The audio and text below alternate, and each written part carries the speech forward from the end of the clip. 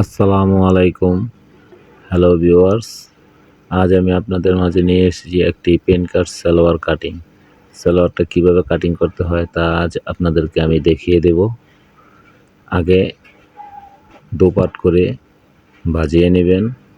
ভাজিয়ে নিয়ে তারপরে এটাকে সুন্দর করে একটা ফিনিশিং দিয়ে দিবেন। ফিনিশিং দিয়ে তারপরে মেজারমেন্টে মাপ নিয়ে নেবেন।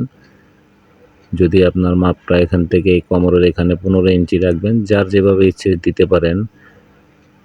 এটা যার যতটুকু প্রয়োজন ততটুকু। আর এখান থেকে একটা এই রাবারের জন্য 2 ইঞ্চি মাপ নিয়ে নিলাম।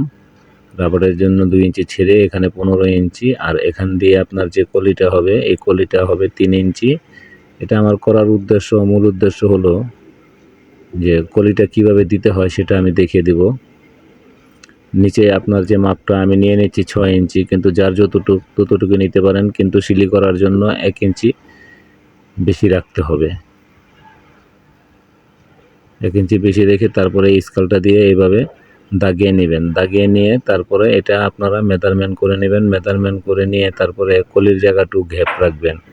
আমার এই ভিডিওটা করার মূল উদ্দেশ্যই হচ্ছে যে কলিটা কিভাবে দিতে হয়, নতুন নিয়মে একটা কলি কাটার আমি সিস্টেম আপনাদের মাঝে নিয়ে এসেছি। এটা সম্পূর্ণই নতুন। এই কলিটা এইভাবে কেউ দেয় না। এই যে এখন এই কলির জায়গাটা বাকি রয়ে গেল। কলির জায়গাটা আমি সুন্দর করে চেটে 4টা পার্ট একসাথে করে নিচ্ছি। একসাথে করে নিয়ে তারপরে এখন আমি কলিটাকে বসাবো। এই কলিটা কিভাবে কাটতে হয় আপনারা মনোযোগ দিয়ে দেখেন। মনোযোগ দিয়ে দেখলে বুঝতে পারবেন আপনারা। এখান থেকে এই 3 ইঞ্চি আর এখান থেকে হলো 15 ইঞ্চি নিয়ে আপনারা কেটে নেবেন। এটাকে কেটে নিলে আপনারা দেখবেন তারপরে কি সুন্দর করে কলিটা হয়ে যায়। আসলে এই কলিটা যদি আপনারা এভাবে সম্পূর্ণ ভিডিওটা দেখে করতে পারেন তাহলে বুঝতে পারবেন যে কলিটা করলে কতটুকু সুন্দর হয়, সালোয়ারটা অনেক টেকসই হয়।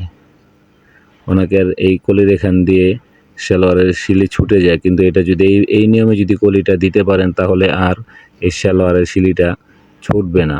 আপনাদের যদি আমার এই ভিডিওটা ভালো লাগে তাহলে সাবস্ক্রাইব করে শেয়ার দিয়ে আমার পাশে থাকবেন। আসসালামু আলাইকুম।